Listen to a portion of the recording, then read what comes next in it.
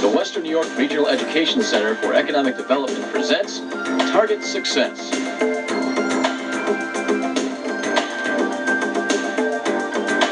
Bringing together leaders in business, industry, and education for worker training and community progress.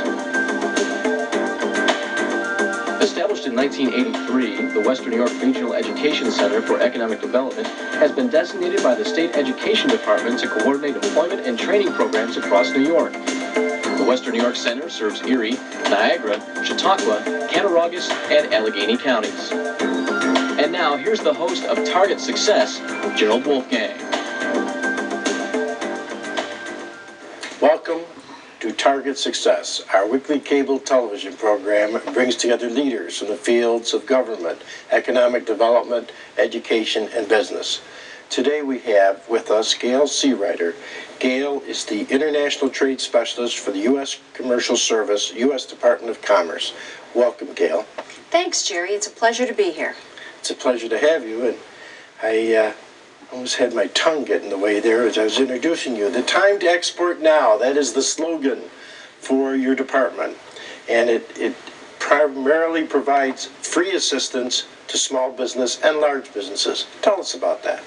Yes, we do. I'm a federal government agency, and we're here to help the small, medium-sized, and even large businesses with their export endeavors.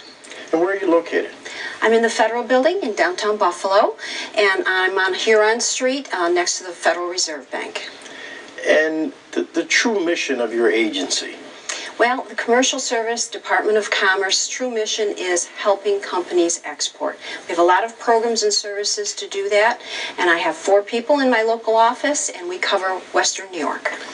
Now, I was amazed since I've been working in this field since 1983, and I heard you do a presentation to the Niagara County Economic Development Council, and I was surprised that I didn't have full knowledge of the export trade work you do.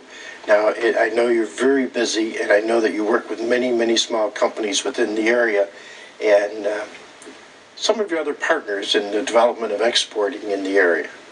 Well, I think we are the best kept secret in the area, or the best kept secret in the federal government, and we do work with a lot of partners. We work with the economic development people, which is why I was at the meeting that you were present at. We work with the Buffalo World Trade Association. They do a lot of educational seminars and have centers around the world to help businesses. We work with the economic development people in Erie and Niagara County. I work with the Erie County Industrial Development Agency. They also have 2 international trade specialists that can help local businesses. We work with the Greater Buffalo Partnership here in the area. There's a New York State rep that is involved in international trade, so our partners are various.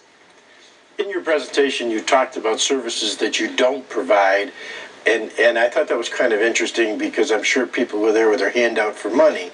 So maybe you'd like to tell us some of the things you don't provide, and then we'll get into what you do provide. Correct. We do not provide money. The federal government does not offer small businesses any grants or incentives to export. What they do offer is our agency with our services. So we don't offer any economic incentives at all. We don't do anything with, let me see here,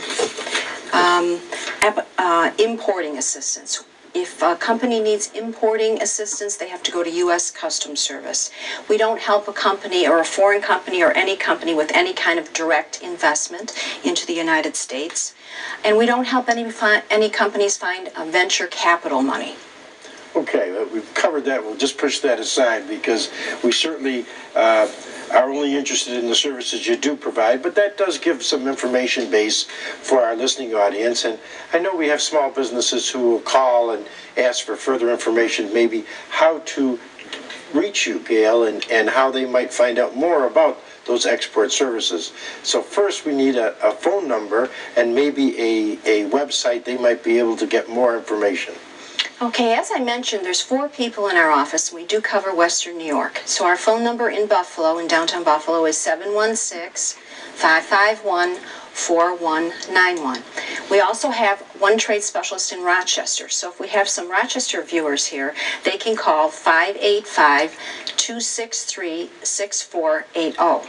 Now, a general website for all kinds of government information, which includes commercial service, SBA, and other federal agencies that have anything to do with exporting, is www.export.gov.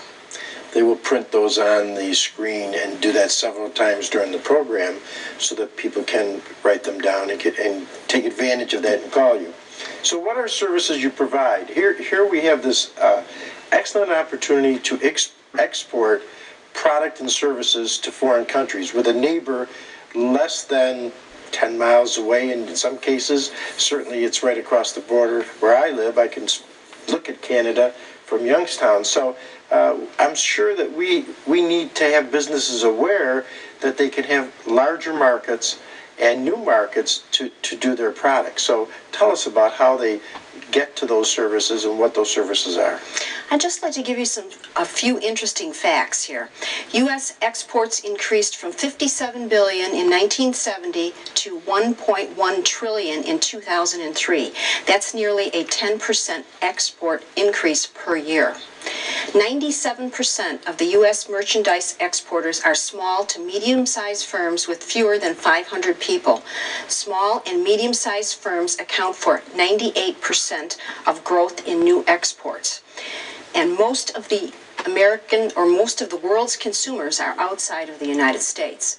So that's why we have specially designed programs to help these small businesses find these 95% of the world's customers. Our services include everything from helping companies target which markets to export to, and most small businesses in the area are already currently exporting to Canada. So if they're successfully doing business with Canada, they probably can do business elsewhere. So we help companies target markets, and then the next thing they need is buyers, and we help them with certain programs to help them find these buyers. We have catchy titles for our services. We have an International Partners Search, Gold Key Search, and a Platinum Key Search.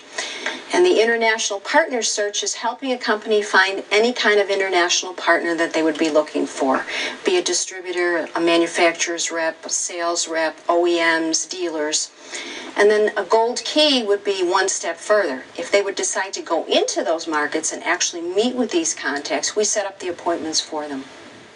That's very interesting. When I was in China, I saw many American products there that actually the Chinese just loved, anything with USA on it. So it seemed to me that a number of our companies were exporting to China and had dual agreements with the Chinese government in building plants in China. So I think that exporting is extensive in many of the foreign countries that I've had an opportunity to visit. So that's a congratulations certainly to your department for fostering that and helping businesses. Tell us something about the success stories that you've been involved with in helping companies find some of these markets and find places to be able to export to. Okay, when I am saying I'm helping a company, it's actually my colleagues in these foreign markets such as China. China is a huge market and a lot of companies want to go there. I have a company right now, Waiting Door, who is looking to go to China and has used several of our services and have very successfully met with some contacts that they are about to do business with. They license their product. They sell truck doors. And in fact, their international sales manager is going to be going to China on our Gold Key program in August. So they have used our services in India and several other markets where they now have licensing agreements with those companies in those markets. As you do statistics to show a business where their potential customer base is, I know that I've read many times that India has a very growing and large middle class. Therefore, they're hungry for U.S. products, and so the companies are looking to market their products. One particular company, I guess it's General Electric, has been very successful in now building plants there to provide refrigerators, stoves, etc. So there is a need for our products all across the world, and it's making the right contact. It sure is. And I can help you do that through our programs and services and through telling you what's going on in the community. Again, with the partners that I mentioned earlier, we have some very good partners who do educational events, seminars, and all of those things can be found from our website, the export.gov website. You can click on commercial service, you can click on trade events, and you can find what's going on in the area as well as what's going on internationally. Let's talk about market research, because one of the advocacy programs that you do is the market research, where you're able to help a business. And so that it's probably very difficult for a company to want to be able to say, gee, I want to go to Scotland because golf balls are great there and I could sell a lot of golf balls. The market research you do in these foreign countries talks about the needs of that particular region or that area in a country for a product. Oh, it sure does. When I mentioned that we help a company target a market, how we do that is through market research. Companies need to know what their product is going to sell for, the distribution channels in that market, what standards and regulations they need to meet with to sell in those markets. So market research is definitely something that we provide and that companies need. Most of our market research is for free, but we do customize market research. So when a company is looking to maybe open a business there or expand, and they're going to be a little more aggressive in their approach, we can do customized market research, and that really can help them establish a business or their distribution channel in that market. Now we know that just manufacturing a product here and finding the need is one situation, but going with that situation is how to get it there, what are the costs, how do you ship, who arranges to get the delivery on the other side if it's across the ocean, who handles that delivery once it is on that side of the ocean, and how do you get paid? Now, all that enters into this wide rule or world of exporting. It sure does, and it goes back to the market research. Companies need to know what documentation they need to get their products in that market. They need the importer of record to bring that product in. And that all goes back with planning, and that's what we help them do. When we help them target that market, all those pieces of that puzzle fit together, and that's part of targeting that market. Very interesting to be able to gather the information and then assist a company and see the success. We have a number of companies in Buffalo and Western New York that are exporting. It's not one single company.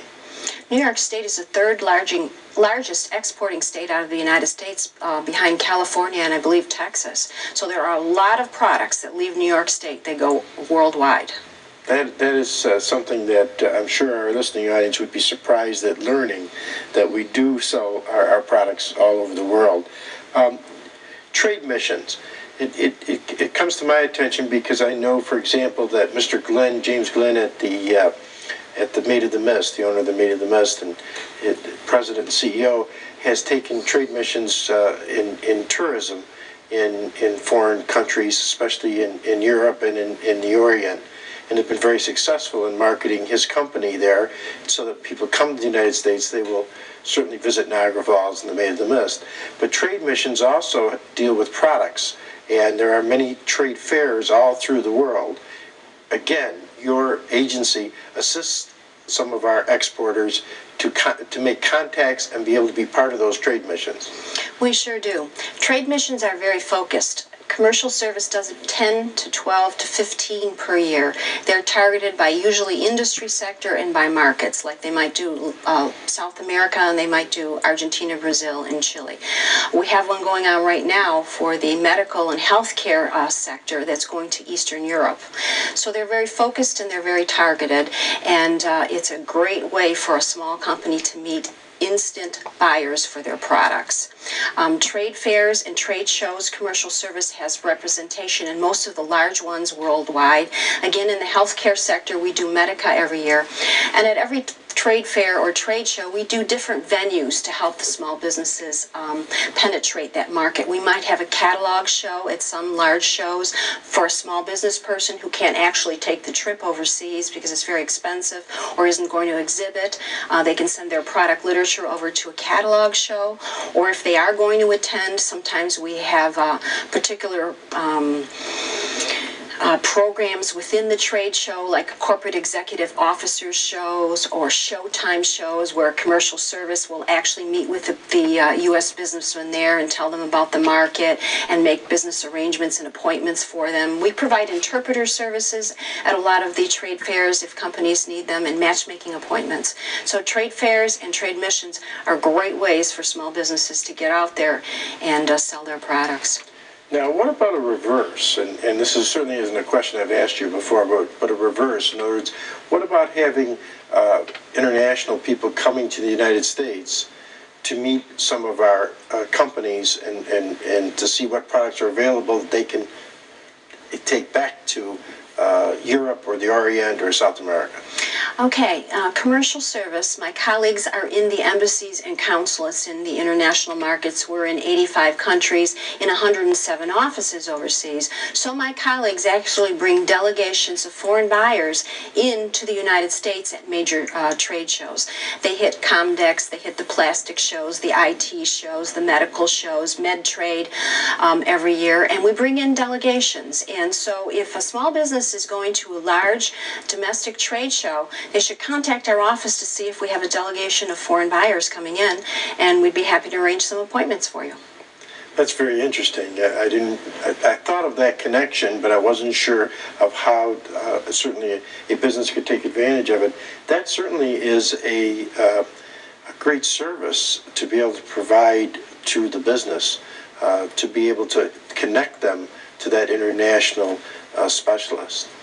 As I said, we're the best kept secret in the government, so I'm really happy to be here. And if any small business out there is looking to go international, they can call our office. Now, because I know that you do speaking engagements, I'm sure if we put that phone number up again and the website, they could contact you and you'd be happy to come in and speak to a group of small businesses or a manufacturing group in Western New York to talk about the export services that your organization provides. I certainly would. I did a speaking engagement a few months ago with Infotech Niagara, which is our IT trade association in the area. So I'd be happy to speak. That phone number for my office is 716-551-4191. You should know that Infotech Niagara is a regular contributor to this program at least once a year. Oh, I didn't know that. Brian Griffin is a super individual and always comes in with some excellent advice for companies and businesses and certainly the Infotech field. As you work with business and industry in exporting, do you come across sectors that are more popular for exporting than others? Or are all services and products really possible for exporting? Well, there's a little bit of a criteria there. We like to work with a business, a manufacturer or a service industry business that's been in business for 3 or 4 years, has the kinks out of running their own business, and is selling successfully domestically before they look to go international. Generally, it takes a year or 2 years to develop an international market or distribution channel, so the business has to be pretty stable within itself. And some service sectors, such as architectural and engineering and telecommunications, are the exportable services. If there is a small local phone company or maybe cleaning service or hairdresser service, those kinds of services are really not exportable. Interesting you mentioned about engineering architecturally. Immediately I think about the rebuilding of some of the countries we've been involved with. Afghanistan certainly would be one of them, Iraq would be second. We do have services going on that we've provided for companies that want to go over and be hired to provide those services in those countries. We definitely do, and that export.gov website, you can click on the Afghan or the Iraqi information and you can find out as a small business how you can hook up with some of the larger contractors that are going into those markets. And it could be providing supplies or services to them. Right. Exactly. That's very, very interesting. What are some other activities of the Buffalo Export Assistance Center? Well, we go out and make personal visits to small businesses, so they don't have to come into the office to see me. We are always happy to go out and assess whether they have an exportable product and help them target a market. We don't write an export marketing plan for them, but we give them all the bits and pieces and information on how to do that. And we do work with our partners and help them organize international marketing, educational venues in the area. If I was a small business and I was listening, and I was going to call and seek you out to get some more information about how I might be able to export, what would be some key information that they should come prepared with before they meet with you? Oh, that would be nice if they would have some key information. Well, what is their best product and what sector do they sell it to? Have they done some homework? Do they know what export documentation they need? Have they exported before? Where have they exported to? Things like that. So that would satisfy certainly companies that have had some experience, but if they didn't have experience, they need to come prepared, though, to be able to give you an idea of what they'd like to do, and maybe even where they might like to export to by maybe using the website and looking at what fields are available. But again, that'll be very preliminary till they would sit and discuss that with you to be able to get a better feel for markets and countries and where their product might be competitive. Most companies are getting hits on their website, so they have a good idea, and most of them belong to trade associations, so they've heard the word international, they know a little bit about international markets, they might have made a few sales to a few markets, but when they come to us, what we're helping them develop is a distribution channel to an international market, not a few sales here and there. That's certainly very interesting in that you're looking for the long term, not for a short term. Yeah, exactly. All right. Any of the companies that you might have helped that you could tell us about that have had success in selling their products to and exporting to a foreign country? Well, last year we gave out 2 Export Achievement Awards, one to Bird Air in Amherst, and the other one was to AirSep in Amherst. And both of those companies are aggressive exporters and started out as small businesses in the 60s and 70s. AirSep has used a lot of our programs and services over the year, and we've used them as educational services for other businesses by being speakers at educational seminars around the community. AirSep, I believe, now exports to about 60 or 65 markets around the world. What's the product? They sell oxygen, medical concentrators for people with breathing problems. Very interesting. Now, Bird Air is very famous for their domes. I know that. Is that one of their products? That is one of their projects. Their tension membrane roofs. I keep trying to get them to dome our stadium here, but so far no luck. But they've done that internationally now, using that membrane? Yes, they've done a lot of projects in the Saudi Arabian and Middle Eastern markets, Kuwait. They've also done a huge dome in Berlin. That is very interesting. Well, those certainly are 2 great success stories of Buffalo companies or Western New York companies that have provided a benefit to their company through the export service of your U.S. commercial service and your department. What's the future look like in the export world? Is it continuing to expand for American business? Can they look forward to that expansion? Oh, definitely. As I read from the statistics, we're now $1.1 trillion worth of exports. It's been growing at 10% a year, so I'm sure it's going to continue to grow. Commercial service has staff in all the major markets, and the world is going global, and companies really have to think global. They have to think about getting a website that not only has English on it, but has other foreign languages on it, and they really need to start planning on selling into some of the markets that they're not in. When you're giving advice to certainly to business and industry, You mentioned about website exploration as far as expansion of what they should, and could offer on their websites. So that's another service that you provide for companies? No, not really. We don't do anything with websites as far as development of websites. We encourage them to think about it, but that's a company's own business plan, how far or what they do on their website. But you encourage them to expand that to, you said language-wise, and, right, to think about it. To right. appeal to international exactly. Companies that might export from them. We do try and get their product literature in foreign languages too on their website, so that buyers can click on it and see what they have to offer. I'm sure that's something that's different for an American business to be thinking about with the web. We know it's international and that people are responding to it all over the world, and if it's only in English, they might not be selling their product correctly. Oh, I think most small businesses have websites. I find very, very few that don't have a website. So I think it's part of the globalization. As we go to this future in globalization, and one market is everyone's market now as far as the world's concerned, and manufacturing companies are developing new products because products' life is shortened. We have companies that a product might only be alive for 3 months, where we used to have companies making the same product for 20 or 30 years. How does that fit into export? Well, it fits into export very well.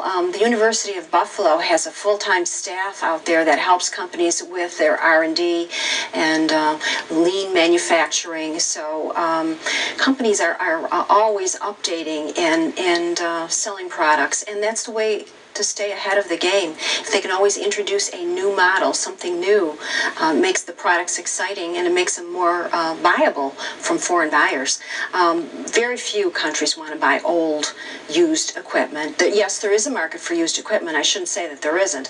But most companies want to buy state-of-the-art products, and that's why America is so successful, because people want U.S. products. We make the best products. And that's because we always have updated products, and we're doing our R&D. Gale Seereiter, I want to thank you for being with us. You certainly are an excellent example of your agency as an international trade specialist. I'm sure you've helped many companies, and we look forward to having you help many more in the future. Thank you. It was a pleasure to be here.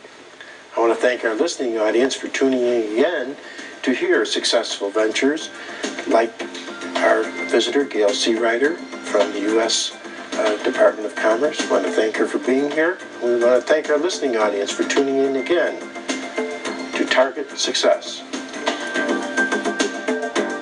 For further information, questions, or suggestions for future programs, contact Gerald Wolfgang at 821-7185 or by email at jwolfgang@e1b.org.